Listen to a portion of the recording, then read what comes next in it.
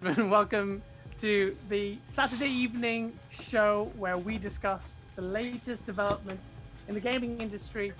Um, so, before we get into it, if you didn't already know, GameOnDaily.com is a website that brings you all the latest games from multiple news sources as the news drops in one place. So, make sure you do check it out and stay ahead of the curve when it comes to all things gaming news.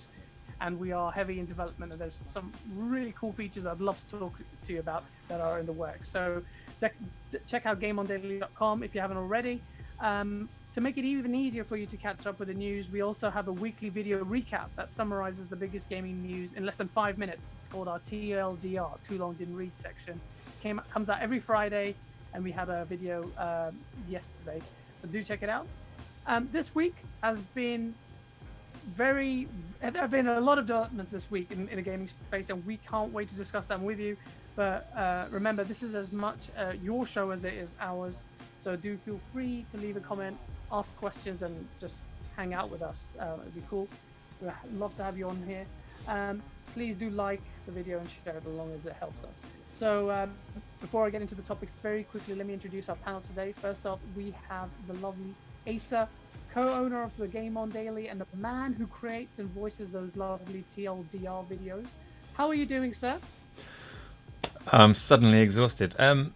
Yeah, no, really good. Saturday show is a highlight of the week for sure for me. Talking about games, there's been loads of stuff going on at the moment, so they're really easy. We've got good guests. We've got Flamish here again, so expecting some nice conversation. No, absolutely. Flamish, thank you so much for coming in. You were brilliant last time as well, and I'd love to have you on here. Flamish, please introduce yourself and explain to us what Daily Gaming Bites is all about, sir. Yeah, so first of all, I'm always there to help people out in need, and especially all the podcast. I mean, we are here like I'm there for all the shows and stuff. So if I can help a brother out on their show because some guests fell off at the last minute, I can do that. Like that's not a problem at all. So I have enough time on my hands to do stuff like that. Also, Daily Gaming Bites is a show with me and Italian clowns. We talk about the latest news. It's especially from your website that we use a lot of news. So it's always a great website to go to, like check all the different articles from all the other news sites that are out there. Like and overall, we cover like every Monday, Wednesday till Friday at 7 p.m. EST. We cover the latest news on there. Like we keep it small, like an hour long, mostly. Because you don't want to be like every day, like 2 hours behind the screen and then preparing as well. Takes a lot of preparing to do as well. So but. It's really cool. Daily gaming news every day. You know, that's perfect. Thank you again also for last minute just jumping in as well. Love to have you as well. So didn't think you'd be available. You were really good last time, so thank you. And so jumping straight into the topics. Something's gone wrong on my end. So the thing that dominated the gaming space, the narrative this week, inevitably would be the unveiling of the Nvidia RTX 3000 series, which is, if you didn't know, the next generation of Nvidia graphics cards, ushering the gaming space squarely into next gen and beyond. You may not be a PC gamer, but you should know that these new graphics cards are insanely powerful, and we're a bit will most likely get their hands on is the RTX 3080. Which one? The best one. 3090, which will cost you 1,500 quid. I doubt it. It'll be the RTX 3080. Before we get into any technical chat, which I'm sure will be Ace's domain, I just wanted to go. I won't go too deep into it. Guys, you didn't intro Sammy. Wow. Yeah, thanks, Jack. Jack. I'm so sorry. I didn't realise. Yeah, you didn't realize it yourself. I could have got away with it if it wasn't for you, Jack. Thanks, Jack. So anyway, I don't need an introduction. Hi. Sammy's a part of our show now. He's a layman. You need to get a perspective of someone who isn't just always milling in the core of the gaming industry. This is your guy. So Uh, I think they can tell us. we'll swap seats in a bit. We'll swap seats in a bit. But that's Sammy for you. Thank you, Jack, for completely disrupting everything. Before we dive into the technical chat on the RTX cards, and just be aware that these new graphics cards are so powerful that the social media space was on fire discussing how apparently the next gen consoles will be obsolete in comparison, which just sounds silly because it is silly. But I do want to touch upon this topic mostly because it's so amusing, and secondly because it's dominating the conversation this week. Asa, I know you are most likely to have a divergent opinion on this than me.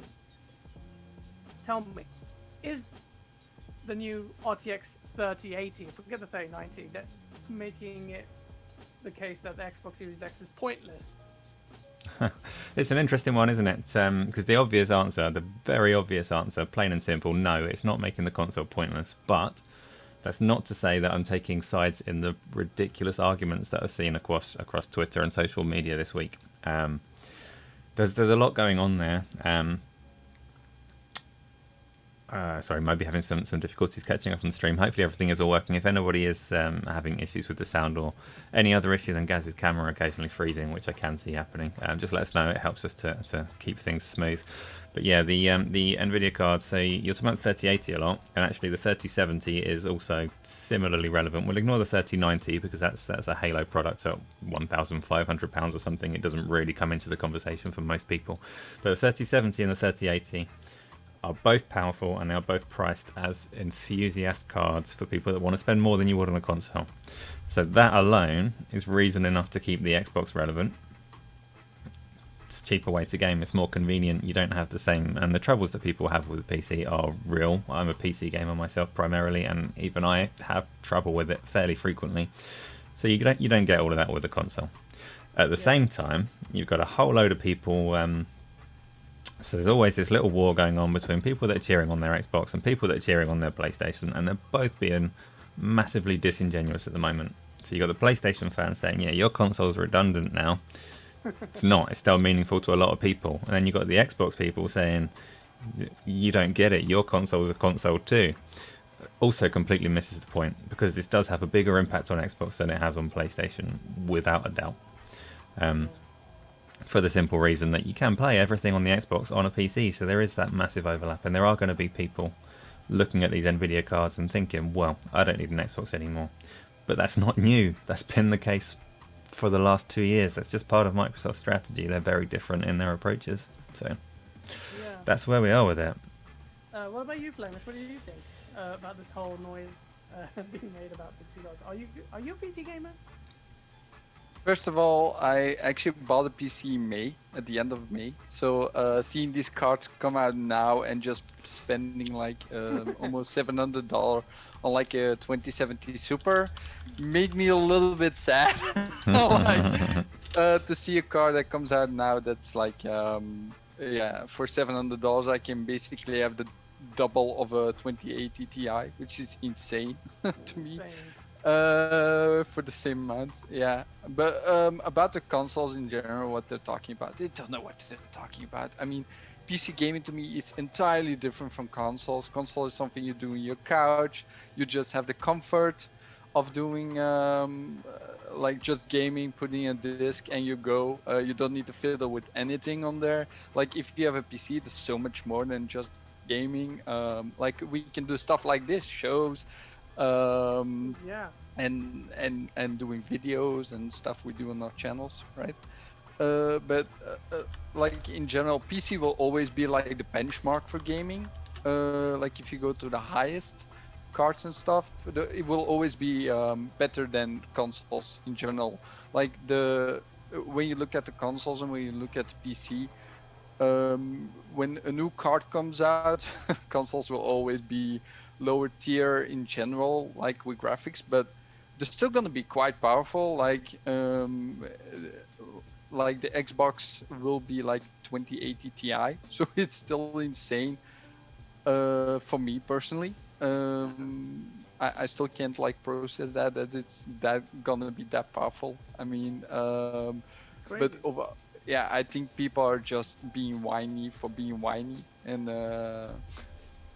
I think Asa touched upon the true motivation behind a lot of people, so I'm going to go a bit ham on this because it's so utterly stupid, and it's been perpetuated by the, like you said, the PlayStation fans were saying, oh well, your console's redundant now. Look at the 3080 cards, but doesn't that make your console even more redundant? No, don't make that argument.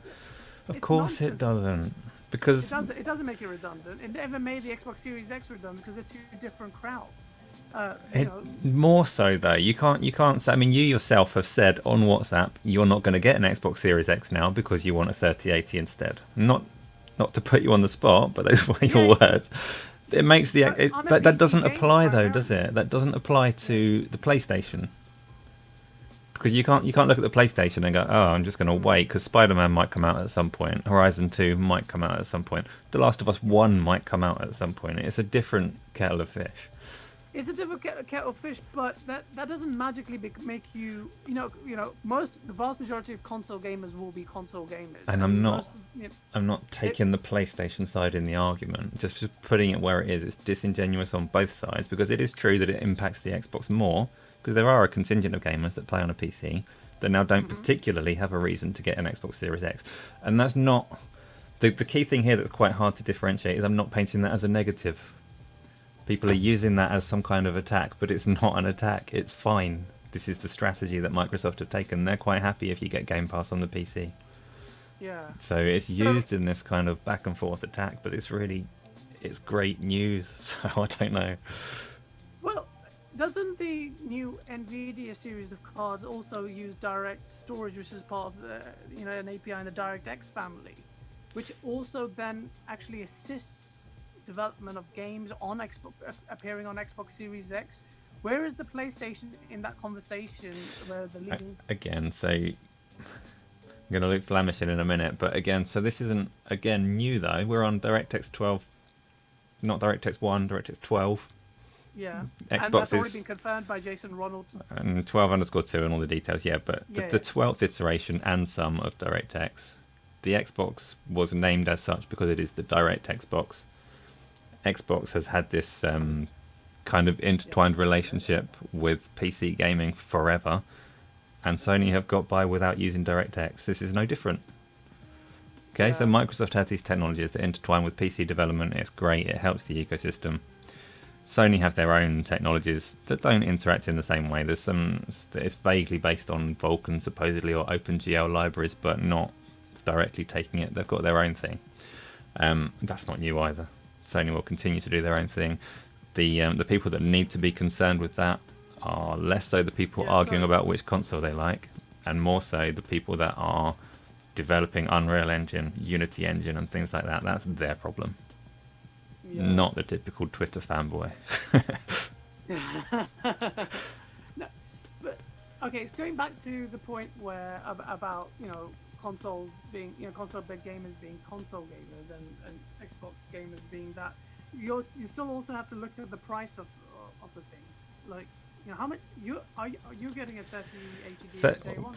3090, two of them, SLI, double them up. I've got all the money in the what? 3080 if I'm lucky. The 3070 starts at £500. Can't remember the dollar value, but similar. So even at the lowest end of the ones that they've announced so far, and obviously there will be a 3060 at some point, and possibly even a non-RTX line. We don't know where they're going with the GTX line at the moment, but it's enthusiast grade cards. They're not interested in the lower tier market yet. They've come up with these cards that cost 500, 700-ish, and £1,400. It's the high end, regardless of how you look at it.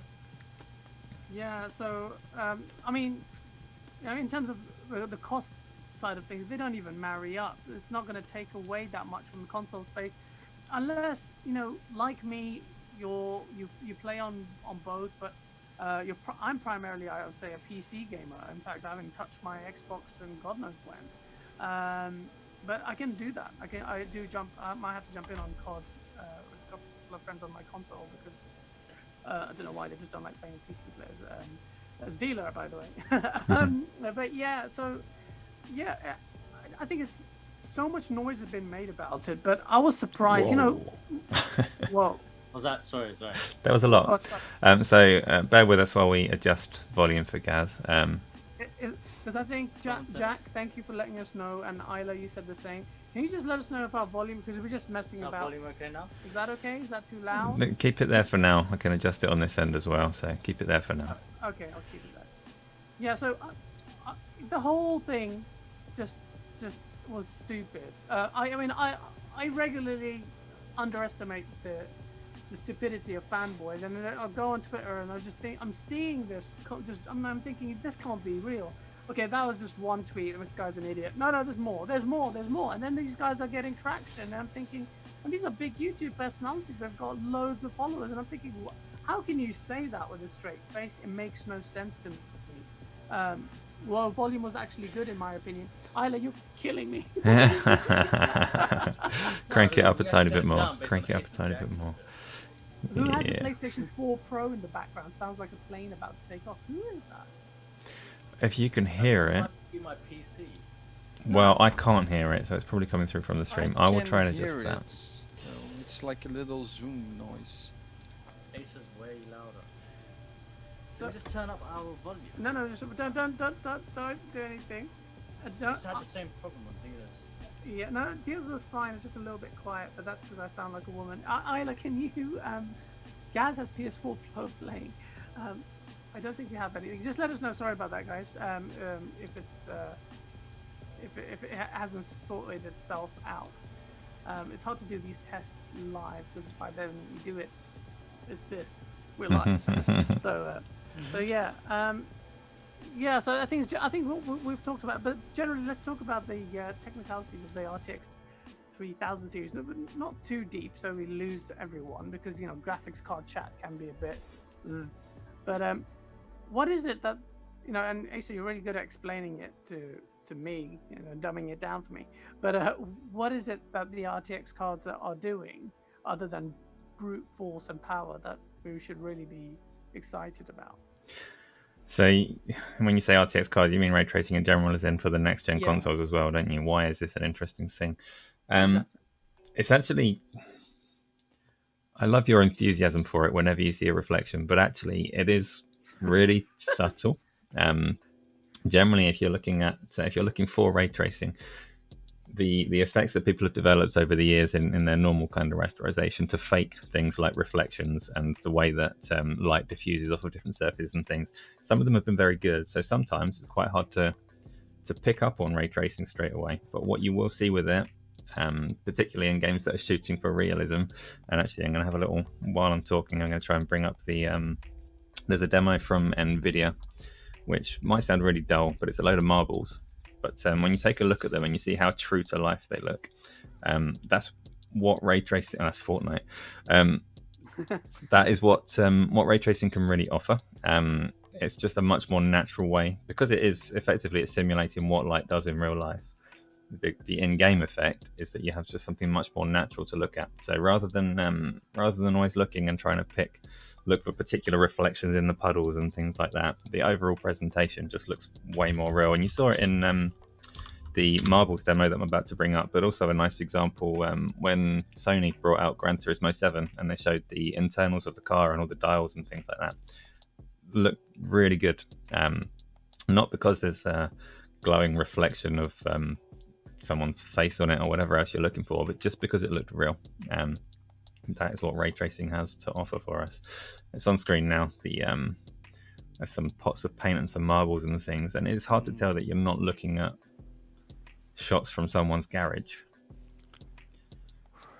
Yeah, that's okay. Well, I think the power, because ray tracing is very demanding in terms of power. And I think the RTX cards, particularly the 3080, is going to make it significantly easier. Which is more your question, wasn't it? So that's what ray tracing is. In terms of the power that you need for it in gaming hardware, so consoles and PC, this is very new. It's been used in movies where they can spend 24 hours rendering a scene from a film. It's been used for a long time. So things like Toy Story would use it, which is why their light and shadows and things have been so far ahead of consoles for a long time. So for generation after generation, people have looked at consoles that are coming out and said this one is going to deliver graphics like Toy Story, and they never do, because Toy Story is rendered slowly by a farm of machines that are ray tracing everything and making it look real. And it's not the detail of the models; it is the lighting and things that make it look so real. Ray tracing is the first time that computer hardware is getting powerful enough to do it in real time for our games. And it's still got a long way to go before it matches up to what you see in films. So at the moment, I mean, this Marbles demo, I think, is entirely ray traced, but typically you'll get a hybrid approach on most games now. So they'll still use traditional rasterization, traditional rendering techniques for most of the scene, but they'll ray trace certain things like the reflections in the puddles and things like that, like certain light sources to make certain things look real. But it is massively, massively demanding on hardware.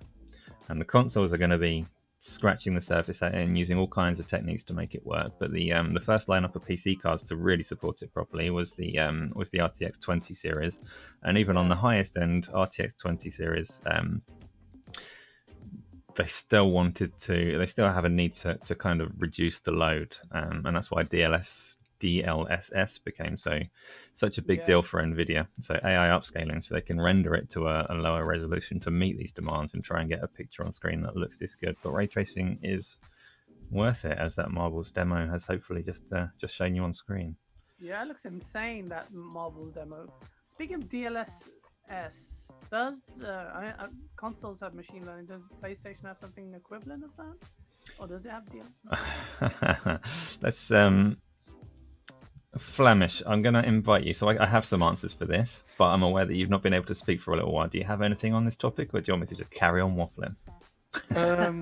Let me just say, when I looked at Nvidia, right, and they put up the 4K version of their show afterwards, and I was looking at this Marbles demo they put out, but I have an OLED 4K TV, right? So I got the C9, and it looks real. Like, it looks like just a guy with a camera that's like moving along with a marble going around the track. It looks insane. And then you have like candles on top of there. It looks like the real reflection, like how it should look in real life. It's I do think it's going in a very insane way. Like, it's gonna be so realistic. Like, people are gonna think you're playing a movie or something when you're just gaming. Like Depends my on the father. genre. I haven't seen any games that look like that yet, but I think they will come with ray tracing. Do you think that will come soon? I think maybe in a couple of years, like if the tech gets like really a little bit more integrated and they're really dabbled into it a lot more, like made some games, they got some experience with it, and can really like get into this tech. It will take a couple of years before it really gets insane. But where we are now, like how Minecraft particularly looks like with all the ray tracing stuff and the shadows and stuff, it looks so good. I mean, it will only get better over time. Yeah, I mean, even like I'm quick to deride something just being an idiot. Like say Minecraft's Minecraft, but you know, the path tracing on and you probably don't know what path tracing is, but just the tech of it and being the Xbox Series X pulling that off, it's insane. You know, it does change the game a little. I think that's the thing for next gen. The two things are ray tracing and these SSDs, which means zero loading or near enough zero loading. Those are the two things. I'm really eager to see that. The Marbles demo looks good, but I need to see a game. You know, I'll be honest. Apart from maybe Black Myth Wukong, and it's non-ray traced puzzles. Asa, stop making fun of me. I haven't seen a game that has really blown my socks off. A next-gen game. Whereas typically, when you do see next-gen coming in, you know, when PlayStation 4 there was Killzone Shadow that it looked sick. And then even Xbox One had Rise, Son of Rome. You go back with PlayStation 3 and Xbox 360, we had Gears shown off. We had, you know, even day one launches of games like Project Gotham Racing looked sick. And I haven't seen a game. In fact, I played Control. I've got an RTX 2070 with the ray tracing. It looks good, but it's part of me is thinking, well, is ray tracing the noise about ray tracing a bit too loud compared to what it's actually going to practically do? I can't name a game that looks sick that's using ray tracing. Can you? Asa, name me a game, please. Ratchet and Clank. But you can't credit it with being the ray tracing that makes it look good. So I know what you're saying. Like that's what I was saying earlier. Ray tracing is mostly going to be relatively subtle, but it can make things look real. And it has to be. I mean, the next gen consoles don't have enough for much to be fully ray traced. PCs are struggling with. So we showed Quake 2 and Minecraft to the extent of fully ray traced games so far. Nvidia have got that Marbles demo as the best example of something that is properly path traced in real time. That looks sick, by the way. It's path tracing for Quake. Is that path tracing as well? Quake 2 RTX is path traced, yeah. Because that's on our feed now. It looks sick. It looks sick. I Ray do tracing have a sounds. Forgetting that, lads, is saying Moby. Next gen games will be unreal. I do have a question. Yeah. Like Asa, maybe you know. There's also a video that came out for Doom, like with the 3080. Have you seen that? Do you know a little bit more, like if it uses full-on 4K ray tracing and stuff? There was no ray tracing in that. That was just so what they were kind of touting there was the performance of it. So it's the reason that Doom was interesting as a benchmark. Partly the numbers are really impressive, but partly it's a game that people have in their hands. So you can take a look at it. You can fire it up on your 2080 Ti, you can fire it up on your console, you can fire it up on whatever, and you can see how it performs now. But particularly in the PC space, you can use that as a benchmark. Doom is optimized to shit and always has been. It's a fantastic game that runs really well on anything. So they use it as this example they can really get all the juice out of the card with a game like Doom. Excluding ray tracing, it's just not a game that has it. But as a benchmarking tool, it's just good numbers. So that's why they released that one. But yeah, I have seen it. Not in 120 hertz, as most people haven't. So the part of that demo that was supposed to be most impressive was the tiny fraction in the top right that gave you the frame count as it went. So you can see what Doom looks like, and actually you could already run Doom on Ultra if you had a good enough card. It looks the same as it did, but with that number in the corner, say 120 to 180, whatever kind of numbers it was fluctuating between. No doubt it's a powerful card. Yeah, when I looked at a gameplay, I have a 144 hertz monitor. It looked like it was just faster. I don't know why, because the video is 60 frames per second, right? But it just looks like it's running at 144. Like in my mind, it was so weird. But yeah, basically what I also think about ray tracing stuff. Now it's look like pre-baked and they're doing everything like manually, like and then it will just be like how it is in real life, right? So they're just making it easier, I would say, and probably after a while we will not even notice it anymore because it's going to be so common. Interesting that you say that, because to an extent that's definitely true. So the word that you used there, that it makes it easier, in theory, it makes it easier. It does, because you don't need to pre-bake your shadows and think about how they would look in real life. You enable this and it calculates how it should look in real life, so it's easier. What's harder is that the hardware can't do that on everything at the moment, so they still have to be very selective about where and how they use it.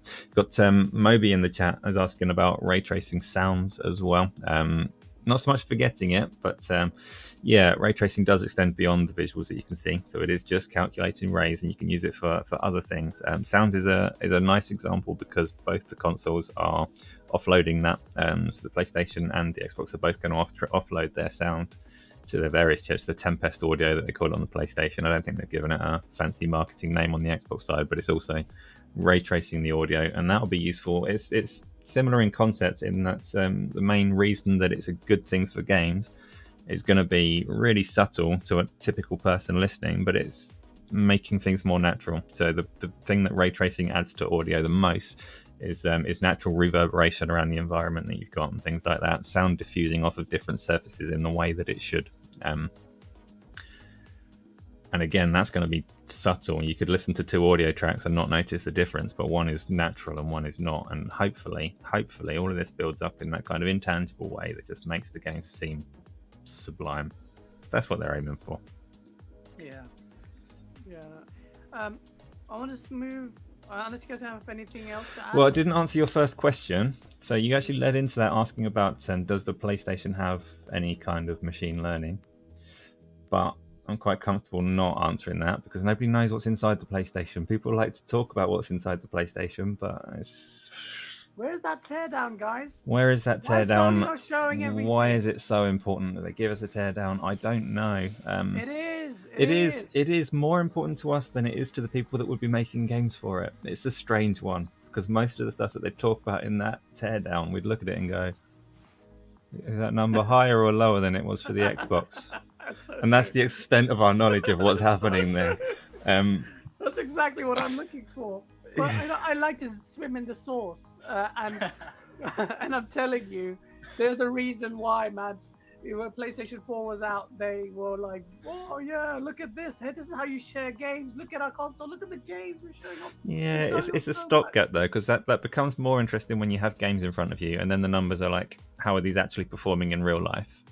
Yeah. And I think if we had that, people would be possibly less interested in what the silicon looks like on the inside. What kind of theoretical numbers you can throw around. Theoretical numbers are fodder for arguments on Twitter rather than things that are actually going to define whether the console is any good.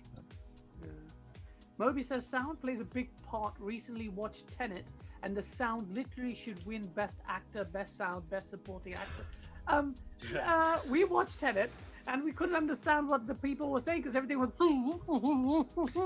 So yeah, I didn't understand what the hell was going on in that movie. This is not a movie. That's the most podcast. confusing thing I've ever watched. Yeah, it really was. And Moby, if you pretend to say you understood that movie. Speaking of which, we're going to the next topic. Speaking of PlayStation, so big news because Sony, the corporate report came out.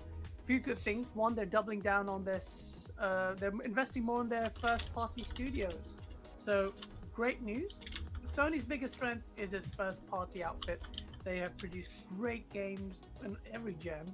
Particularly this gen as well. You know, the first party studios, even like this year, they had Ghost of Tsushima, they had The Last of Us 2 come out to close off the year, which is really, really sick. And they're just doubling down on it because, they recognize their strengths in that department. Question is, would they be doing that if it wasn't for Xbox getting its arse in gear? Because this time, shit ain't so easy because they're not having the gen handed over to them on a silver platter with the Xbox One. You know, they had an easy ride. Shuya Yoshida and his friend, well, this is how you share games. They were just having a free ride. Moby, I know you're a big PlayStation fan. Contest me on this point. You know it's because Xbox is bringing the heat. That's why they're doing it, which is good. That's fine. We finally have some competition because, in my opinion, Xbox did shit this gen apart from a couple of things. And you know, I'm primarily playing on Xbox as far as consoles were concerned. But yeah, so that's one thing. Do you guys want to chime in on the fact that Sony has? I mean, this is obviously a positive thing. What can you say other than okay? Answer this, Asa. Is Sony doing this because Microsoft has bought all these studios, and this is a reactionary move? Microsoft are definitely pushing them harder now. There's not much else to say about that. I've not been in there while they were making their decisions, but Microsoft are obviously pushing a lot harder. Sony's first party have always been used as a tool to get people buying that PlayStation hardware, and then that just allows Sony to put their feet up and make money off of the games that aren't their own. So that's the key thing that when you look at the difference in strategy between Microsoft and Sony, and in terms of Microsoft bringing things to PC day one and Sony not. It's way more important to Sony. It's still key to their strategy that people buy PlayStations, and it's not for Microsoft. Yeah. Now, the fact that Microsoft are also raising their first-party game is definitely going to be a factor in Sony trying harder. They've traditionally given their developers an awful long time to make real flagship, pristine, quality products, and it works for them. But Last of Us Part 2 was in development for something like 5 years. There's something like 2,000 people working on it. It plays a very specific role that isn't just about selling in itself. Isn't about making more money than it costs to develop, because they're clearly willing to throw money into the development of these games.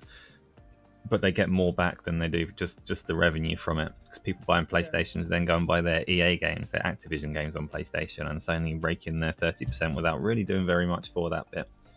That's where these games are so important to them. Okay. Do Microsoft push them? Yes, they are pushing them. Nintendo pushes them. Everything pushes them. They need people to buy PlayStations. Yeah. What do you think? Do you think this is just a natural course for PlayStation to inevitably invest because it's doing so well, like Acer says, because it leads into other profits from other areas, or is it Microsoft pushing it, or a bit of both, or which one do you think? Okay, first of all, Xbox has been killing it the last probably year and a half with marketing and stuff. Like going for the first party, like buying all those studios. They see like a lot of revenue being going in there, and people are getting excited for new games and stuff going. And I think Microsoft, like PlayStation, PlayStation, they announce games and they come out like 4 or 5 years later. Like in the beginning of the gen, they announced like Last of Us 2, and it came out this year at the last. How long was that ago? Like 5-6 years that they announced it, something like that. Is it 5, 6 years? It's been a while. Also, Ghost of Tsushima was like 3-4 years. Or I'm not exactly sure when. But overall, I just think they needed more studios overall as well. Like, okay, they got Insomniac that's killing it, like with AAA after AAA on such a short notice, like 2 years, and we got like 2 games coming at the same time almost, which is insane. But still, it always takes like a couple of years, and they got like a few like real studios that we know of, like Insomniac. We do have Guerrilla Games. With Horizon Zero Dawn, and then we got Sucker Punch, of course, as well. We Ghost of Tsushima, and then for Last of Us, we got that studio. Forgot Naughty names a Dog. little bit. Naughty Yeah, Dog, Naughty yeah. Dogs. I think it's Sorry, Naughty Dog, but but besides those 4, they don't really have like their own studio. So I think they felt the need like to come out with more studios so they can release more games from themselves instead of buying them from third party and like doing like all the exclusive stuff, because that's actually expensive to do. I think it would be more beneficial for them to actually have more studios on their own, so they can just do it that way and don't have to go for all the exclusives, because then also people don't have the negative on them like the other people, right? Not like the PlayStation are always happy they have like everything exclusive, but the other people would be like they're buying everything up, like all the third party and stuff. So no, that's interesting that you raise second party as a point there, because that may also be a factor. So Sony have traditionally had really strong second party relationships with the likes of Quantic Dream and people like that make games that are considered Sony games because they only release on Sony consoles. And actually, part of the reason they might be trying to expand first party is there's a lot more competition for those second party developers now, with Stadia snapping them up, Microsoft snapping them up, Epic Games making deals with everybody. So again, lots of motivation for them to bring things in-house. Yeah. No, that's true. Actually, you made a really good point, as always, about that leading into the other bits, even to third parties. I didn't even think of it that way. It's all part of that ecosystem, isn't it? Which is then leads you to why Xbox is doing what it is, and so concerned about the ecosystem, because it has, in my opinion, with what happened with the PlayStation 4 and the Xbox One generation, was that was a key time. There was a pivotal time where people were invested, particularly in digital, in the digital realm, and getting that back would be, the services getting that back is a big win for Microsoft. But Moby says, let me ask Craig how marketing is going. He's a counter to Flemish. Oh, Craig. Oh, you know what? Moby's right, because Craig is a meme, and that's not good marketing. And that so I don't want to fanboy or anything, but he says, this is what Moby's saying, not me. 90% of the stuff Microsoft announced in the July event isn't coming until 2022 onwards. So Microsoft announces early on too. And again, Moby, I hate you. No, just kidding. Moby, no, you're actually right. Spot on again, because this goes against what Phil Spencer said, that you don't want to announce games too early. 2022 is too long, isn't it? Yeah, it builds hype. But you can see It's why they hype, do it, yeah. but then it builds pressure as well. And if the games don't deliver, or I don't know. I think Sony are also, there's a big element of defensiveness over, because Microsoft buying those, I don't know, 15, having 15 studios naturally will play in their minds, just like Xbox Game Pass numbers will play in their minds, because these are immaterial things that will have a massive impact on that stuff. But Sammy, I know you don't follow that much, but generally that Microsoft's been on a buying spree. You keep asking me, wait, why do I need to buy an Xbox? Why don't I buy a PlayStation? And I tell you these studios and these games are coming out. But you typically used to game on PlayStation. Yeah.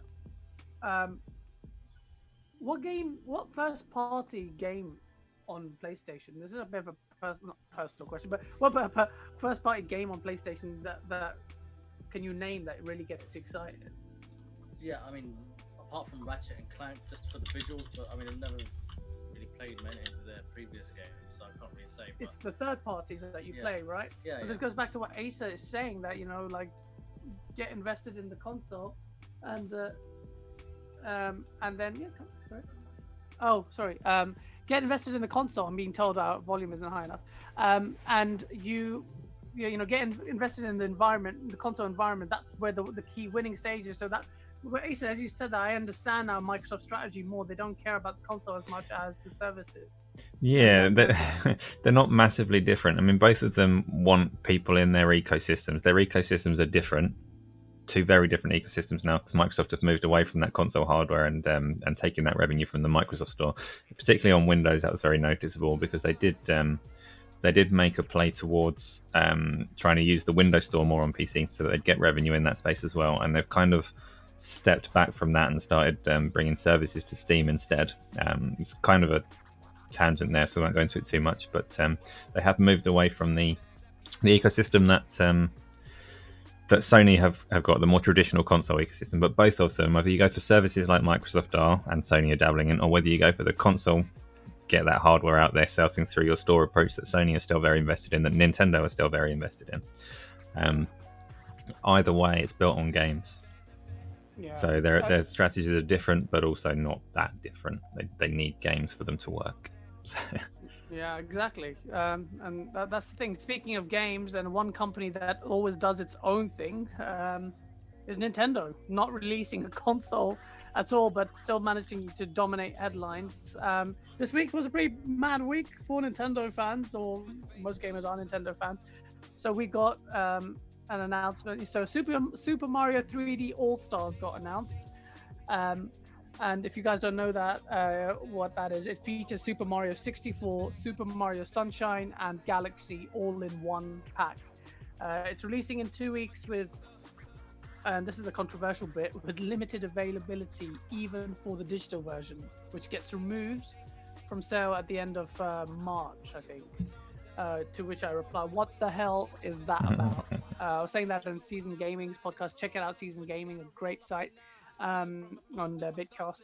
It's just insane. The package is great, because I actually personally never got around to playing Super Mario Sunshine and Galaxy, but this whole thing about getting removed, even the digital version gets removed at the end of March. What's with the limited? Why do this? Asa, what's the logic behind Nintendo doing this? It's weird. They're a strange company. They seem so esoteric. They just wander around doing their own thing all the time. Who knows? They do their own thing and they charge a lot for it. That's Nintendo's way. People love them. If anybody else said that they were releasing these old games, they weren't going to remaster them, but they were going to optimize them for the new platform, so that you can run your N64 game at a good frame rate.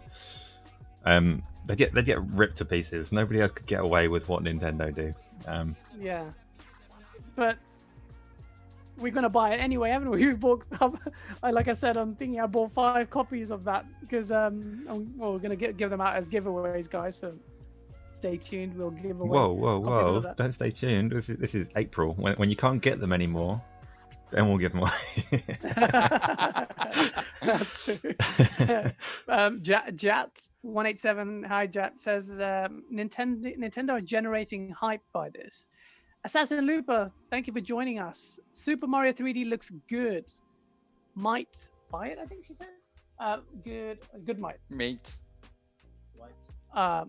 Or Super Mario 3D looks good. Yeah, Moby's like, yo, giveaway. Yeah, the giveaway is happening whenever the game is released. Have to. It's such a good game. Flemish, what do you think generally? Well, one, are you excited about 3D All Stars, and then secondly, what do you think about this whole limited launch thing?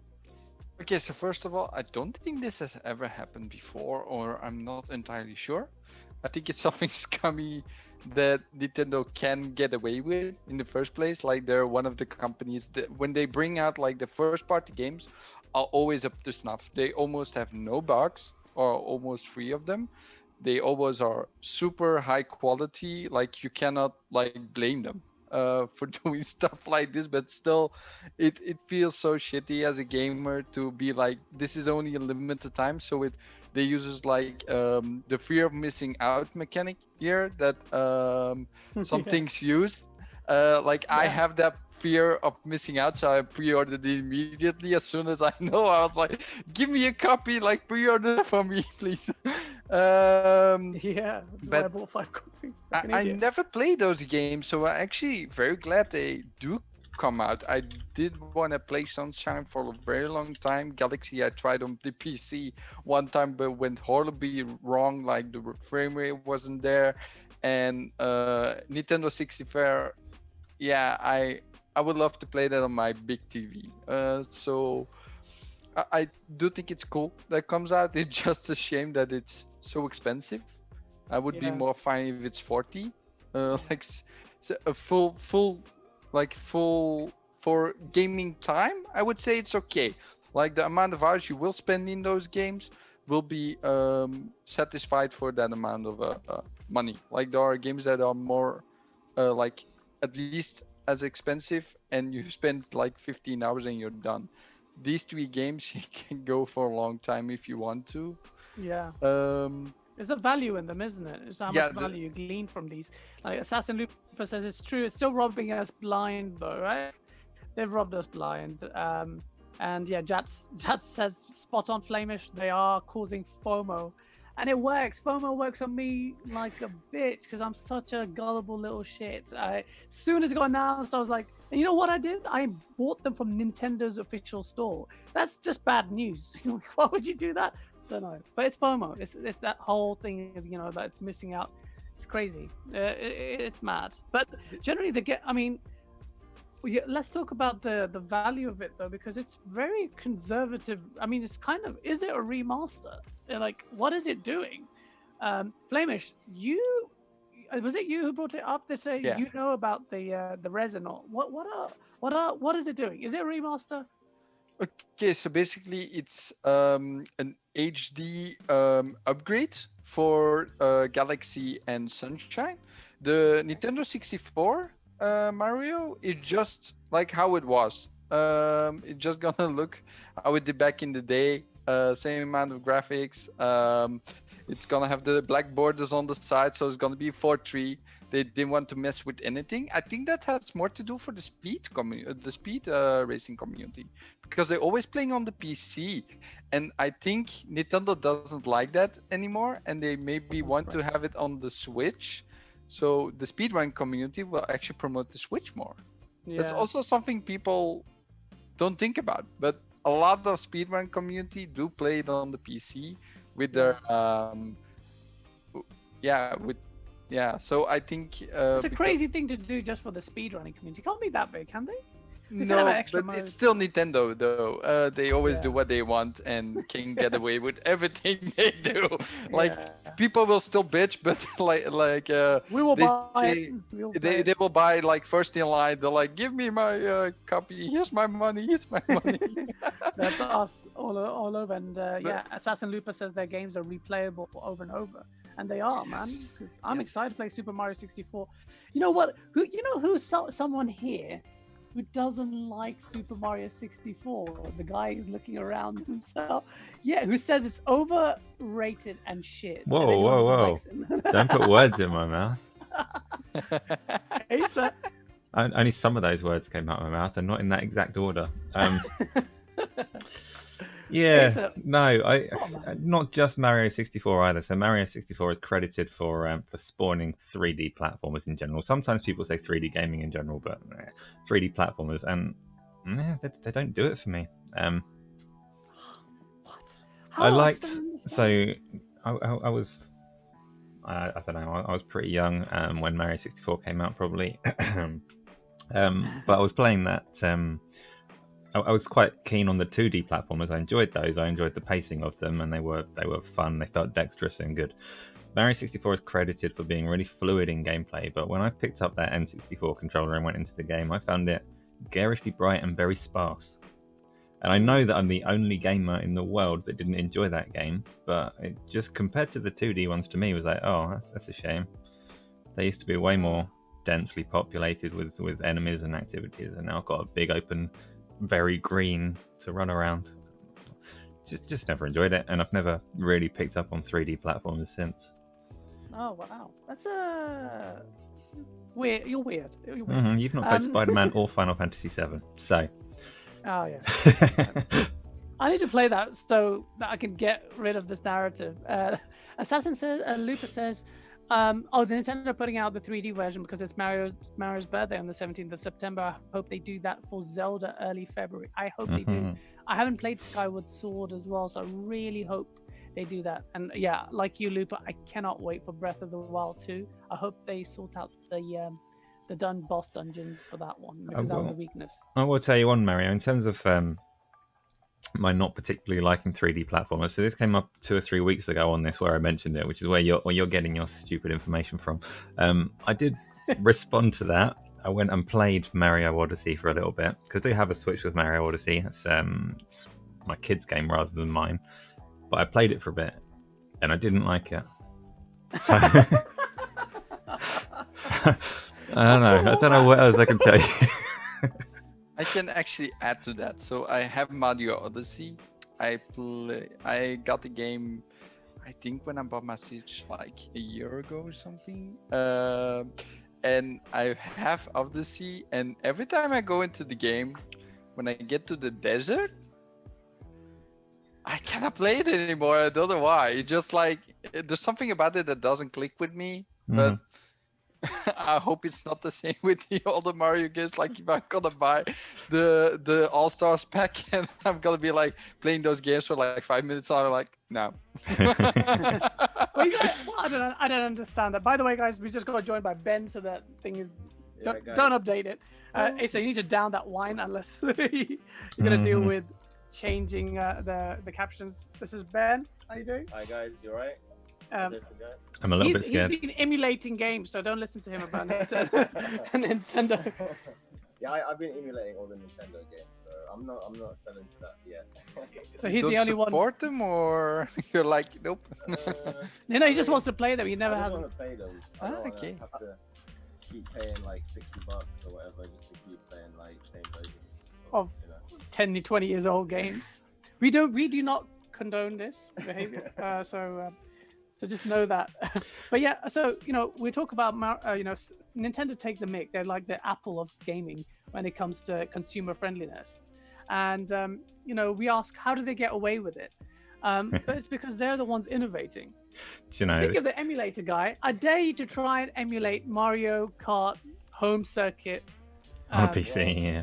On PC. It's gonna be difficult now. You have to wait a few months. Well, I mean, a few months. They don't want the game to do. It's like you can scan the track with a camera and then race your Happy Meal toys around it. Yeah. I do wonder. So Nintendo putting this deadline on the games. I do wonder if it's partly my fault, because I do have a tendency to criticize them for never decreasing the price of their games over time. So maybe this is their response. Like, well, we're just not going to sell them over time then. Ha. Exactly. So instead of decreasing the prices over time, we'll just stop selling them after March. It's good strategy. It works. Come on, man. this is your fault again from a guy who doesn't even like Mario. It's disgusting, disgusting behavior. I don't know, guys, if you saw Mario Kart Live Home Circuit. To me, it looks amazing. That you basically Nintendo showed off why they're so good at innovating in this space always. But you basically scan and create your own tracks. I still don't know much information about whether or not you can do that with like multiplayer online. Like, can your mates play in the tracks that you create, and then all you guys jump in? That would be so cool. Except, guess how much the game costs? £100. Per car, yes. Per car. So you Per buy. car. So can you explain that to me? Because it's been a busy week. You buy each car. So okay, so you get there's I think just 2 editions of it, at least initially. I imagine over time there'll be many editions of it. So you've got a Mario edition and you've got a Luigi edition. So you pick whether you want the Mario car or the Luigi car. They're £100 a pop, and if you want both, then you buy both. Okay. You raise a good point about how it works in terms of there's a lot of talk immediately that you can play this game online, and I don't really understand how that would work. So I'm not sure that it will, but we'll see. Because I can't imagine 2 people in 2 different places having the same track layout work in their own house. That track layout probably 9 times out of 10 looking vaguely like a penis if they're user created. So unless there's a lot of people with like penis-shaped living rooms, I don't know how the online multiplayer is supposed to work. How you translate these tracks between people's houses, but yeah, and how's that going to work in? I mean, you need to have pretty big houses anyway. And Japan, or typically Tokyo, they have tiny houses and tiny rooms. Tiny houses, but if the World Cup was anything to go by, they'll be very clean. So they'll be the only people with floor space. Okay. That's nice. That's nice way of putting it. Just because you play it online, the physical cart has to be in the same place. That sucks. Lame. I'm not excited anymore. £100, go away, Nintendo. I'm not. That's one I'm not buying. Meebles on wheels. Lol. Looper says, I think this is directed at you, Ben. I don't know if it's directed at you. You cannot call yourself a gamer if you don't play Nintendo, whereas gamers play all platforms. Actually, he does play the Nintendo games. He's just emulating them. Yeah, I'm just emulating them. I mean, I'll be honest. It probably sucks that I haven't bought the console, but yeah, I'm playing their games. So. Yeah, exactly. Let's He's playing just, the game. He's a gamer. He's just not paying for them. let's be very vague and say that maybe he is paying for them. Maybe he owns all of those games physically, and it isn't illegal for him to be emulating them. Vague, maybe. Yeah. I bought his versions of the games as well. And Nintendo, if you're watching this, I have the receipts. I mean, why not? Why would you say no to 60 frames? And 1440p. To be fair, 60 frames. I think most Nintendo games do actually run at 60 frames per second on the Nintendo consoles. That's one thing they always aim for. So, But pretty rare to see a Nintendo game run at anything 4K. less. You're asking for too much here now. But yeah, so look, Nintendo do their own thing. I'm excited about it. But after what Jack told me about not being able to play online, I'm primarily an online gamer. So it'd be fun if your mates are around. It's kind of cool in that sense. Nintendo are really good at doing couch co-op. In fact, when you were talking about coming around here, I said, let's get Smash Brothers, get the controllers ready. You talked about emulators. Yeah. That's the crowd that it's aiming for. So yeah, I mean, it's not bad. Speaking of remasters and stuff, Tony Hawk's Pro Skater 1 and 2, the fireworks going off. Tony Hawk's Pro Skater 1 and 2 remasters, and the reviews are out, and everyone's loving them. Flemish, just want to go to you first. Are you a Tony Hawk's fan, and have you played the game? Oh my god. First of all, I don't own the game yet because I don't have the funds for it. It's been a busy month. Yeah, I had so much stuff going on, and I bought this flight simulator stick that I got here. Can you show us? I'll show you. It's actually pretty great. My first stick that I got was like worse, but this one is really great. Sick. It has some real good dead zone in the middle. So it's the TF 16,000. Okay. from Trustmaster, so it's really good. Like if you want that series, it's actually sold out everywhere. You have to At tell the us what moment, you're and playing get with it. it. Is it Flight Simulator or what are you doing with that? Yeah, I'm gonna try. I haven't plugged it in yet. I'm still waiting till I have time to plug it in. Probably after the show. I said that like yesterday as well. After the show, I will plug it in. So yeah, I still haven't touched it yet. Yeah, but I've been a huge Tony Hawk Pro Skater fan in the past. Like the first and the second game, I played a lot with my brother back in the day. We always played like graffiti that I've seen yesterday on the stream, which was so fun back in the day. And Oh my yeah, I love brother always kicked my ass. Like he was so much better.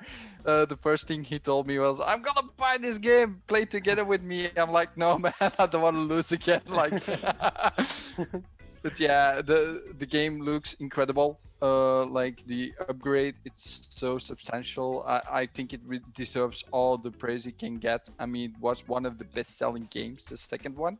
Yeah. Like best reviewed games, like highest tier up there ever. Like I Ah. think it deserves all the praise. And also I do want to chime in about the Mario as well, Oh, sorry. Go ahead. Yeah, go for it. because I do want to give a shout out to Clowns, my partner with the show. He said like parents are gonna go crazy when the go karts are gonna like the carts are gonna run around on the floor when they need to run like past them and stuff. It's gonna be the new Lego, isn't it? Everyone's just stepping on the cars. Yeah, Oh, except rather than just a sore Ains- foot, you lose 100 quid each time. Yeah. Ains from Season Gaming has joined us. What's up? Thank you Hey. for joining. It's great to see you. I wish we could just plop you in here. It'd be good to have a chat, but we'll definitely do that soon. Thank you for joining. We're talking about Tony Hawk's. You're the guy with the skateboard in your room. Speaking of Tony Hawk's, did you play that? I played the old one quite a lot with my uncle. We'd get really competitive with each other, but we, just like you said, he'd always beat me as well. He was a lot better at me. He'd like rubbing it in my, getting under my skin about that. But yeah, I haven't played the new one yet. But I haven't played the new one. Yeah, I can't wait to play the new ones. I have a friend of mine called Dean. He was just so good at that game. He just made it redundant for me to play. But I do, because thing is, it's a proper remake, and they're you're getting two games they're remastered. So you compare that. We were doing that in Ains's show. Like everyone was talking about this comparative value of Nintendo's bundle of 3 games which are really old and barely remastered, and then you've got Tony Hawk's 1 and 2, like proper remake, man. And it just it's on screen. It just looks so, there's a big difference. I can't wait. For me particularly, the soundtrack is going to really kick in the nostalgia. The soundtrack is Nostalgia is the word. It's really interesting. It's like a communal memory. Everyone has slightly different. There's a few different faces in it. You've all got your own people that you played it with, but everybody remembers the game in the same way. And you read them. We obviously get loads of reviews coming through, and they just all of them just start going on about what life was like in 1999. It's fascinating. Yeah, it is. It's cool. And you know what? It's a shame back then we didn't have maybe I'll sully the moment, the online, because it's weird. We weren't connected so much back then, yet we had such shared experiences that were so similar. And I'm watching the gameplay on screen. I'm just getting nostalgia of that level. It's just so cool, the warehouse level. And what I was going to say is one thing that sucked was the fact that I checked it today, because I wanted to play, because loads of my mates are playing on all different consoles. Crossplay's missing, and that sucks, because I really want to play this with all my mates. So I'm most likely get it on PC, because that's me and Ben and Sam. Okay. And so I don't know if you can't hear it, but Sam's in the corner here, and he's asking me, "Has it got ray tracing?" It looks like There's definitely It some looks like puddles the there, shadows guys. are There's ray traced. definitely some puddles.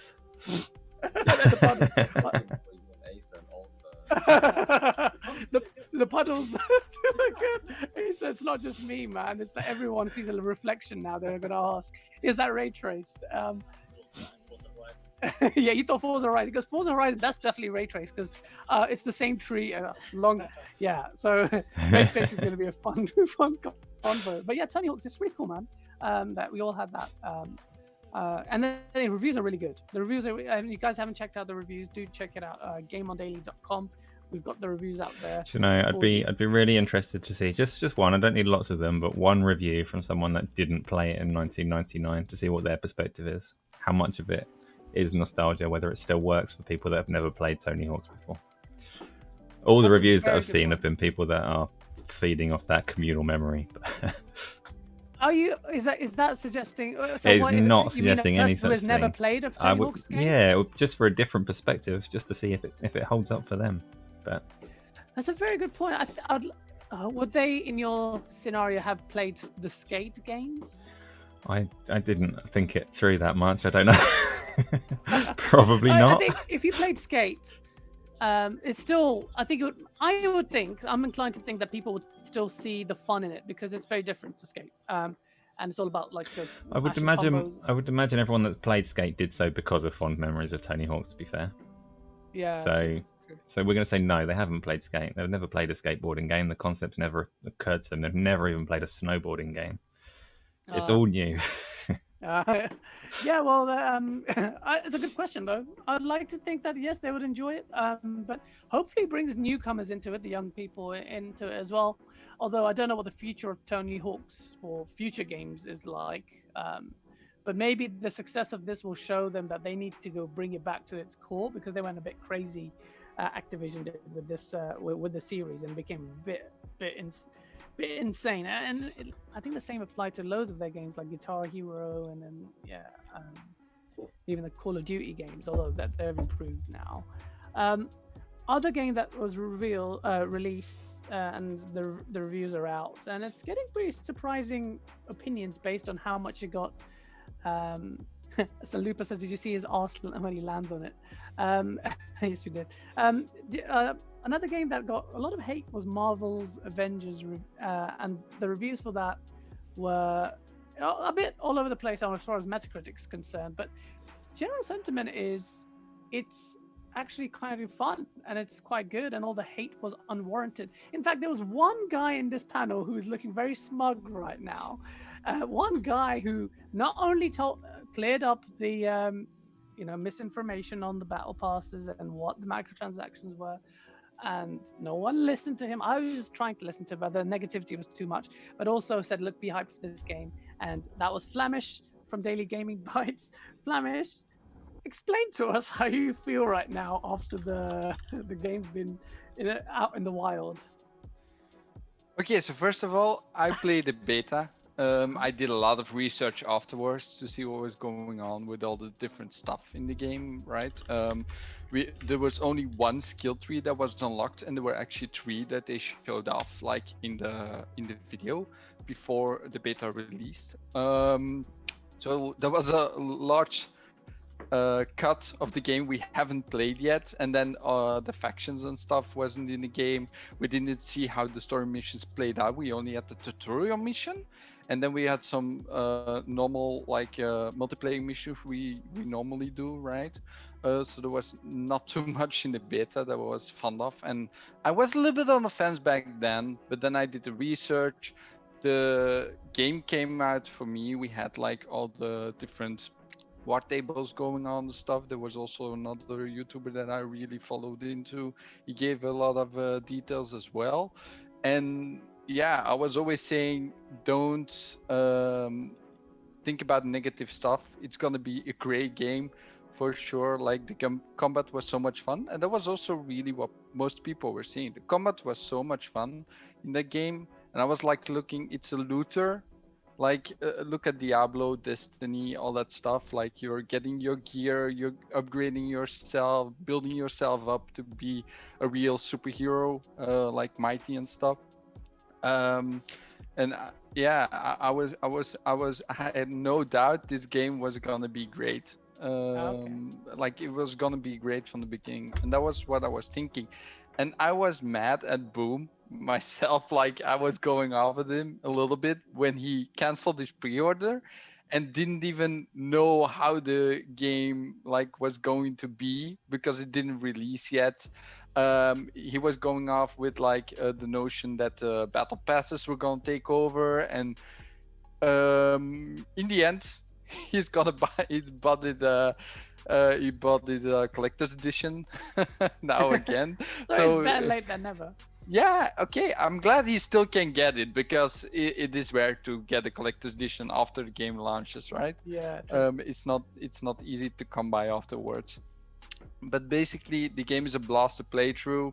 There's a lot of grinding to do, of course. The battle pass system is free for all the 6 heroes in the main game.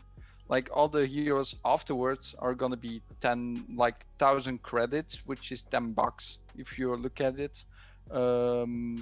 But basically, if you actually play your heroes and you level them up and you have the battle passes, which is unlocked from the beginning, like I'm saying, you get like enough credits to actually always buy new heroes and complete their battle passes as well, which So are you can earn it. You can earn the instead of paying for the battle pass for the other characters that are coming in. yeah, basically you get 6,700 credits in total for all 6 That's characters. 6 characters worth. 7,600. Oh, I'm 7 sorry. characters worth. That's not bad. So there's a bit of a scaremongering on that, I guess. Yeah, there's a lot. It is a grind though. Like if you want to get those credits, you have to play the game and do your challenges. Ah. So there are daily and weekly challenges on your battle pass that you have to complete to get points, and you need like 2,000 points to complete it. But along the way, you get credits. And if you really don't buy stuff on the marketplace, which is tucked away in the main menu for the Yeah. most part, you don't need to look at it. I mean, Yeah. I'm not looking at the marketplace. I'm like, oh, I need that skin. Oh, I need that skin, because also everything is earnable in game. You can go to your Yeah. faction leader and buy cosmetics and like skins. You can find patterns in the game, which is a rare drop, and that gives you skins as well, like for any character you want. And it's a little bit random. Like some skins will, yeah, maybe be one day in the store and you missed it, like in the faction store. But overall, it's cool. I think there's enough here to justify all the stuff, and also It sounds think really about grindy. It sounds really grindy though, Flemish. Too Okay. grindy. I don't like the grind that much. But think about it. Did you play Diablo 3? No. Did you play any lootery game? Destiny? Too grindy. Destiny. What is I Destiny? played World of Warcraft, so I know the grind. Yeah, okay. So World of Warcraft is also a loot game. Like, you want to have gear. What do you have to get gear? You have to grind. So Or- every looter, yeah. Or you pay some people in China and they actually get you that rare mount that you wanted. Not that I ever did that, guys. This is turning into You can't get back. You can't get trouble in that. I mean, I've Yeah. bought gold once, and I got a message from Blizzard like, "Don't do it again, or we'll ban you." What's with people like- incriminating themselves on Sorry. stream today? It's not criminal to buy gold for Warcraft, I don't think, but No. It's is not smart it either. is, yeah, it's not smart to do. Don't buy gold from websites and stuff. It's bad to do that. I don't condone it. But basically, like overall, I think there's like it is a grind, but that's a loot game in general. I don't see any problem in it. I played Diablo 3 for 1,000 hours, and you really get decked out in that as well, like over the course of time. And yeah, after a while, the game gets more fun. Like if you unlock skills and get your mastery, like all the skills unlocked and stuff, and you power up and stuff, you really feel like a superhero, which is really cool. So Okay. overall, I think the game is really great. Great. I would recommend to anyone. Like if you like looters in general and love to grind gear and grind in general, buy the That's game. you, isn't it? Yeah, it is. Yeah, I mean, I love a game that has good content and end game to it. So at least the time you spent on it, seems rewarding. And you want to get your money's worth. I mean, it depends on who you are. Some people like to, I don't know, pay 60 quid and play games for like 10 hours and finish with it. That's me. Some like to spend hundreds of hours on it, which is kind of me. But Yeah. it's Yeah. interesting Then I though, haven't because you describe it as a looter, but one of the biggest criticisms that I've seen for the game is that the loot isn't very interesting or good. And I've not got, so I've been playing the campaign, and the campaign, a lot of the reviews that have come in, the early reviews that are just focused on the campaign, are fairly consistently saying actually this is really good. And from what I've seen of the campaign, it seems really good. But I'm still seeing a lot of criticism of the way that the multiplayer is structured, of the repetition, of the grind, and of what that loot system actually is. Because it's very difficult to make a loot system interesting. And I've not had first-hand... I've had first-hand experience. I've played the game, but I've not really dug into the end game to see how compelling the loot system is. Assassin Looper actually says, I've always said that if you don't like microtransactions, then don't pay for them. It's the same in Odyssey. I never spent a penny and spent 800 hours on it. They're still gross, even if you don't spend on them. They're still there. They're still taunting you and ruining the game. Spend on it or They not. don't ruin. They can, not every game, but if they're implemented badly. Microtransactions over here, actually. So, Yeah, I he's think the vulnerable one. I am the vulnerable Victim, he's the one that's propping up that whole industry. it also depends on the game. Some games, like you say, Asta really do implement it really badly. Like they make the grind too hard or too big for it. But I think this game is fine overall. The gearing system isn't per se really interesting. There's not like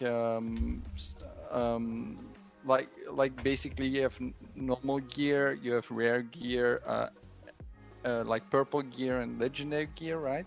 And every gear piece that's higher has an extra stat that you can unlock. So basically it's saying like you get so much % extra for like at the end of light attacks, a boost or something. And it gets like 2 or 3 different ones if you go higher in the gear. So yeah, it's not entirely the most interesting. It's only like most people are criticizing it because it doesn't show on your character, which is a big thing of looters. Like look at Warframe. Yeah. No, Yeah. Warframe is the worst example. Yeah, I was going to say, don't start on Warframe because he's a big fan of them. No, worst example. Sorry. I'm not a huge fan, but I've spent a lot of time on it. Yeah. So speaking of which, and pro-consumer moves and Whoa, I want to talk about Avengers more. Oh, go on. Was that sarcasm? I don't know. No. I want to talk about Avengers because I haven't. So I've been playing it. I've been playing the PlayStation 4 Pro version. I played it in the beta, and we've spoken about it on a few previous podcasts while it was relevant. And I was saying at the time that actually, the way that the heroes are done, the way that the combat is done, is good. It's fun to play. They've got a nice mix of consistency and variety. They've got the blend right, and they've got a lot of the heroes in there fun to play. I'll also say the PlayStation Pro version that I've been playing is at least one of the best looking games on the PlayStation Pro. Oh, here's me dying on the stream. Whoa. Is that you playing? Oh, sorry. I couldn't Hence, see I'm on your the screen head twice. Yeah, it just seemed. I knew there was a nice long video of me messing around. That means it's definitely pretty good. Do you know? And I'm comparing it. No, I'm. Get out of Acer is like getting blood out of a stone. You're wrong. I love everything. But no, it's so visually though. I mean, I came from quite recently playing The Last of Us Part 2, and there's a lot of things of that game. Wait, sorry. On the stream, I just jumped off. You just did a ground pound into the sea. Yeah. I stopped to talk to someone at that moment. I wasn't actually watching. True story. In fact, yeah, doesn't matter anyway. Yeah, but no, it's visually because Last of Us Part 2 does a lot of things technically that are very impressive, but it hides any blemish with a film grain, a really quite extreme film grain that I'm not a fan of. This game is clean and impressive, and I know when you get into the more hectic multiplayer later, the performance suffers a little bit. Yeah. But PlayStation 4 Pro, it's the best looking game that I've got on that system. Including Spider-Man? Spider-Man's great fun, but it's not as good looking as this. Spider-Man's open though, so it's a bit of a harsh comparison. This isn't nearly as open as Spider-Man. I would say this looks better than The Last of Us Part 2. It's different. The comparison is different. I'm not gonna lie, it looks mad. Yeah, and that's a compressed stream quality of it. So The Last of Us Part 2 is a beautiful game. The Naughty Dog pour so many years and so many hours into every little detail of it, and you expect that from them. But the film grain is extreme, and it hides a lot. This game is so clean by comparison, and it looks sick. so It good. looks sick. It does look sick. Looper says, Isla says that Kamala Khan is adorable, 10 out of 10. She's so annoying. Would I be swear friends she- with. No. I find Kamala annoying. She's scene by scene, sometimes an interesting character, sometimes tries to play this nasally nerd, and it gets irritating. She's fine when she's not trying to be funny. Yeah. On and off. Flemish, are you saying no, she's exciting, or that no, she's annoying? No, I mean, how would you be? You see the heroes, right? And you're like, oh my god, I'm freaking out. Like, that's how I would react as well. When I was younger, I basically was the same. I was that kind of person. That time that you met Captain America. So I really feel connected to Kamala Khan, and I love the way she plays. Like, I love her the most of all the heroes. She's fun to play, I for sure. can just really relate to her. Because you also have stretchy arms. You have stretchy arms as well, eh? If I was a superhero, I'd probably be in the movie The Boys. Have you seen The Boys on Amazon? Amazing series, and it's probably the most realistic rendition of what superheroes would be like in real life if they existed. We're essentially pricks. But yeah, no, I find it really annoying. Salim Nader joins us from Facebook. Hi, how are you? He agrees with you guys, us. I don't know which one. I think he means us, right? The Kamala Khan's annoying. That's gonna be me. Now you can't say anything. Everybody, yeah. And then so speaking of like, sorry, Isla says yes, her awkward chat, lack of and with Black Widow and Captain America. Yeah. I was saying Black Widow. Captain America was so real and Oh, awkward. yeah, but Isla, you're judging. I know what scene you're talking about, and you're talking about child Kamala Khan. But Yes. she still has that nasally nerd thing. I'm not sure how much later it's supposed to be when it jumps forwards, but more grown-up Kamala Khan is how many years? 5 years. 5. I thought it was 5, but yeah, misjudging how old she's supposed to be then. A day that the game takes place after the tutorial. The game looks sick though. You know what? I'm actually excited to play it. 4040p, bruh. It looks good. And Word of warning Flemish, for you were guys: the PC version is supposed to be fairly bugged at the moment, so okay. you might want to go for the 4K version instead. And don't forget next gen. It comes free with next gen patch. Okay, I might do that then because this looks sick. Ooh. Is that free? It's got smart delivery then, right? Yeah, it's gonna have smart delivery on Which both is a consoles. good segue into the next topic, which Yes. is lack of smart play in games or the shitty way they're being handled, like Control and Call of Duty is doing something. Someone needs to explain to me what the hell is going on with that. So smart play, or going forward, Microsoft has said, look, as long as publishers are willing to do this, if you got a last gen version of a game like this, like Marvel's Avengers, if you to upgrade to next gen, it won't cost you anything. But it's obviously up to the developers and publishers of the games. And Control, from a great studio like Remedy, although it's not really the developers' fault, I guess it's the publishers.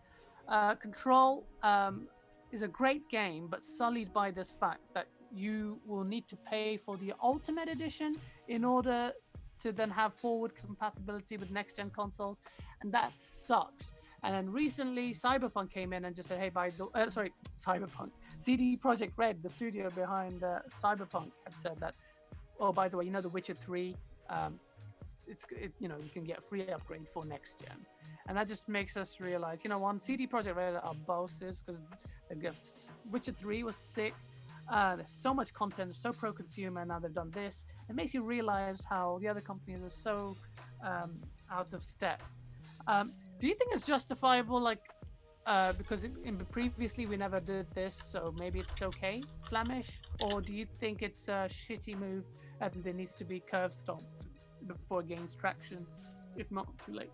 Okay, first of all, I'm not really too technical on stuff like that, but I heard a lot from Dealer, and Dealer does say that it's just basically scaling like a PC with the architecture they're using. I don't go into that because I don't know enough about it, but basically I don't think it's justifiable anymore. Like we had an entire gen where they basically sell those remasters from last gen, like PlayStation 3 and Xbox 360 games or older games as well, where they just remaster them, just a new coat of paint, like make them a little bit better. Like, and a lot of people were already like mad that they don't do this on the PC because you can still play games from in the old days. I still have like the Mortal Kombat collection, which is from 1999 or something, a long time ago, and I can still play those on my brand new PC. So yeah, and just because now Xbox is ramping up smart delivery and doing all this stuff, like people are getting mad that this that companies are doing this, but they were a little bit more okay with the remasters and rebuying them before. But I do think it has to stop. Call of Duty is going a little bit around, like saying you have to upgrade for $10 or something. That is an interesting one. We'll come back onto that upgrade in a second.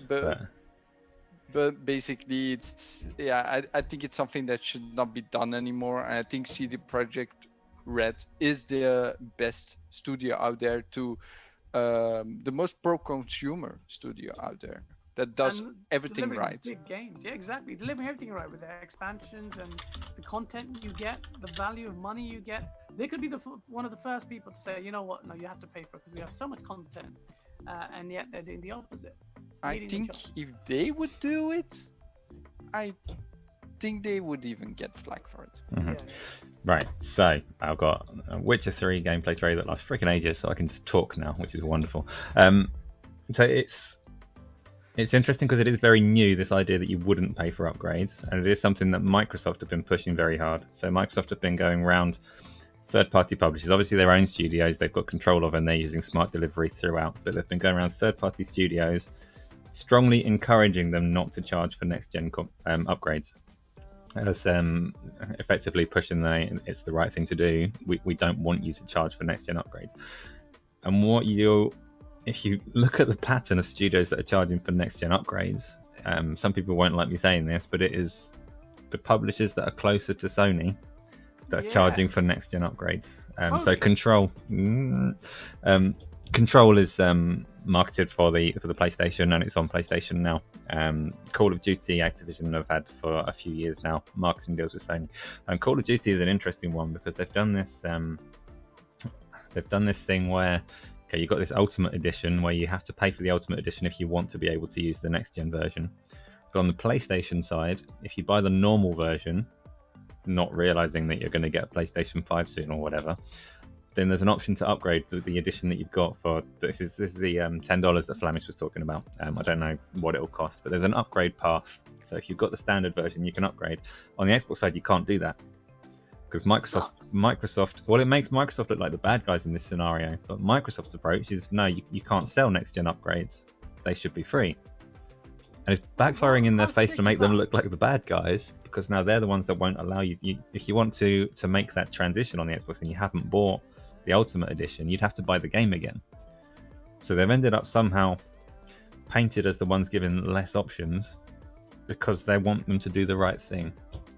And it's really interesting. Good point. Microsoft are taking a stand though along with gamers on this. Ultimately, gamers are suffering because they, you take in protests, you have to lose out in the short term. Hopefully, with the view that in the long term things will change. To be fair, Microsoft aren't just taking a stand with gamers. Microsoft are driving this. I don't think gamers would have noticed or complained too much. I think it's been accepted practice that you pay for remasters and things for a long time. So actually, Microsoft are the driving force behind it, but gamers are taking notice and going, "Oh yeah, that is better for us. That is how it should be." So they're driving that forward. Because then that's the genius behind that. So smart play exists. They coined a term for this, and they're spearheading it and they're driving it. Then really, they should get a lot more credit for that. No? You'd think. While we're talking credit, though, so the people that do, they quite consistently do get their credit because they are consistently fantastic. You already mentioned CD Projekt Red. They've been doing what they do for years because, so The Witcher 3 getting this enhanced edition, I'm going to call it enhanced edition. I don't think they have, but The Witcher 1 and The Witcher 2 both got enhanced editions released a while afterwards. given away for free to people that already owned those games. And there was some concern that The Witcher 3 would be the first one where they couldn't really do that. Because what's Sammy reaching for? I don't want to know. I have no idea There's, what you're doing. Yeah, there was some concern that they wouldn't be able to do that because this is the first one where they've got a publishing relationship. So Namco, Bandai Namco, published The Witcher 3. And it was the first one that came to consoles at the same time as the PC. And PC Game was worried that actually CD Projekt Red might not be able to do what they usually do. They've pulled it off anyway, though. So yeah, what they're doing, giving the enhanced edition to people that own whatever version of the game, PC, PlayStation, Xbox. Fantastic, good to see. And they've already said that Cyberpunk is going to support smart delivery and equivalent on both platforms as well. So can't fault them. I do want to add something to this. Like, if you buy the next gen console, wait till you get your next gen console to buy the games. Like, you don't have smart delivery because it's only when you go from this gen to next gen and you buy the games now before November, right? Then you have to take smart delivery in Call of Duty Yeah, is but very when's mainstream. Cyberpunk coming out, and will you be able to wait? Are we loud now? Are you really No, loud? it's good. Loud is good. Okay. But Call of Duty being multiplayer, though, you can't really wait. Or you'd just be disadvantaged. You'd be useless like me when you actually start to play it. Call of Duty, it's a very mainstream game. And a lot of people buying it won't be looking for the next gen consoles this year necessarily. They might pick them up next year. They might pick them up the year after. Yeah, and but really, if it's should the like consumer have to plan ahead like that? If it's like a couple of days, would you not wait? Like, if it's a couple of days, If it's a before couple of the days, consoles come out. informed gentleman that I am, I would wait and get the right edition, or just not buy. I mean, yeah, I'm probably not going to buy Call of Duty, to be You honest. could just but- wait and emulate it later. I'm joking. That's just gamers are too impatient, and that's what it is. Mhm. Are too impatient, and fear of missing out. It's still there. Like, it's in gaming in general. Fear of missing out. Like, It's a thing. that's- It's a thing. Is it? That's with the fine though, pre-orders Flemish. But then think and about stuff. so Call of Duty probably really popular as a Christmas present, for example. Yes. How are parents gonna Okay, I'm a parent. I'm quite informed on gaming. A lot of parents aren't. They buy their kid Call of Duty for Christmas. Maybe they buy them a PlayStation 5 as well. They've got the wrong version now. They've got PlayStation 4 Call of Duty, a brand new PlayStation 5. They got the wrong version. Yeah. What are they gonna do? If it's still in the wrapper, you can bring it back. This is true. It's not how it should be. I mean, basically, just in general, okay, if you don't have the money to buy a console right away, you have to wait till like next year or something. Okay, then I see the effect of smart delivery being there. But if it's like you're gonna buy the console day one, you have it pre-ordered, you're gonna get it, I would just wait. Like, in October, a few games come out that are really interesting. My brain is not really computing here with the games that are coming out, but there's a lot of games coming out October, November. Mhm. Like, I will probably just wait till the new console come out if it doesn't have any smart delivery option, or I have to pay for it. And I'm probably gonna play I pay by Control Yeah. because I haven't played it yet. And this on is the- why it's so, you know what, like, talking out loud, obviously we're in industry, so, you know, we run Oh, game man, I on hate daily, it so when you talk out loud. Oh, sorry. So we have to buy all the consoles and stuff. But like, if I was we weren't in industry, I'll just, for me personally, I'll just get a 3080. Don't worry about all this nonsense, like Flemish says, and just get the games upgraded and supported, and not pay. God knows. I think Lupa in the chat. Thank you for confirming. You pay 20 quid for it, more than you would to upgrade it. So it's sucks, and it's 20 lame. is a lot. That's a lot, and it sucks, man. And then that's bullshit. That's why, PC gaming makes more and more sense. And yeah, It's also basically the way to sell a game for 70 or a little bit more. I was going to than say, normal. is this going to be the new Activision price for games? Yeah, I think it's Yeah. gonna be the Sneak way preview, for now. yeah. Like, they're that'll gonna, suck. they're always trying to scheme something out there. Like, now, basically, games are gonna cost between 60 or 70 because some people do. Like, we don't know really what it's gonna be like next Yeah. year yet. But if this is gonna be the way, it still sucks. Yeah, it does. I think we've run through all the topics, but finally, it's not one on the list, but of topics, but I want to talk about it because I did not think that the first week of September I'd be still bringing this up. We still don't know what the bloody price of the Xbox Series X and the PlayStation 5 is. We don't even know when they're coming out. We know Microsoft has said it's coming out in November sometime, but we don't know when it is. Not only that, we don't even know, and we know it exists. We don't know the Xbox Series S hasn't been revealed. So that's a bit shit. What is going on, man? I don't understand. Like, should I just buy a 3080 Ti and then you can buy it and do all the unboxing videos? I know you love doing those, Asa. Unboxing videos. I can't stand unboxing videos. I'm going to caveat that because I know Ains, maybe he's still there, maybe he's not. Ains does interesting unboxing videos of particular products that I do watch, but typically I don't like unboxing videos. Don't find them interesting. Ains gets like all kinds of weird bits and pieces and hardware and transformers and things. Those are fine. Unbox those all you like, but don't unbox the Xbox. Like unbox it, but I don't want to watch. Just I'm with you on that. I never actually got the point of them, unless it obviously is the first time it's been unveiled. That's a whole different kettle of fish.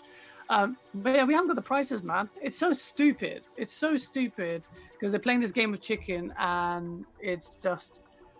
I think Isla's saying that unboxing for her is like ASMR, which is so wrong, Isla. It's so wrong. Especially the way the guys do it. It just tear up the box. You should see Gaz unbox something. That would be interesting. he would destroy it before he could even get his hands on it. So yeah, I'm terrible with stuff like that. Disco Perka, thank you for joining the chat. Skogs, he says, I can unbox consoles for you. Okay, as long as you buy them, you can do all the unboxings you want for us. Also, I do want to say something because Klaus pointed this out to me. We had a guy that actually brought us an article about Family Dirt Chips Ahoy that does an Xbox promotion. They're actually giving away like 5 Series X's consoles. And a bunch of controllers as well, like 10 Xbox wireless controllers, and it's actually said average $560 each of worth. And Klaus pointed out when they say something like that in the official rules, it actually is not speculating anymore. It's actually like pointing out that that's gonna be the price. So what's the price then? If is that just the console? 500. 500 and the 60. Yeah, 60 for the control. So Klaus said that's not like speculating that the price is gonna be 500. Like when they do something like this, it's what Klaus said. I don't know, like the American culture by that. That might be right. It sounds spot on. So at 500, I'll give you the. That's a sick price in my opinion. Yeah, I'll actually put it in the chat here. You can check it out if you want to. Let us know what you guys think if the Xbox Series X cost 500. I think it's a bargain for how much gear you're getting on this box. It's insane. 500 is a good price. But people are saying if it's 600, they'll lose their shit, which is weird to me. It's like console space is weird. Like value doesn't make sense anymore. And so, PlayStation said we're talking about value, which is why there's this game of chicken until launch. No one is budging and telling us on price. It's a weird one, but 500 sounds good. So yeah, do share that link, and let's see what people think about it. I think 500 for an XXX is a bargain, absolute bargain. Also, if you are in America, you can deal in the contest as well, like and try to compete for the Series X. That's something to do with cookies over there. So had to be something with food. Sorry, Americans. And now I'm gonna get hate. And yeah, so I think that covers all the topics. Unless you guys want to have something to talk about in particularly. No, I'm hearing tumbleweed, and I think that takes us up to just past an hour and a half average time. So yeah, before I sign out, I just want to do a few outros. Thank you guys, all of you, for joining the chat. We are growing, and it's really good to see the interactions and really, this is your show as much as it's ours. So it's led by you, and that will never change. So it's really cool to see you guys on board. Big thank you again to Flemish for appearing. He was great last time and again now, and for stepping in last minute, by the way, because we were just trying to sort our lives out. It's mostly my fault. So yeah, thank you so much, Flemish. Check out Flemish. Just let people know about where they can find you and Daily Gaming Bites, please. Yeah, so first of all, me and Clowns, we run a channel called Daily Gaming Bites.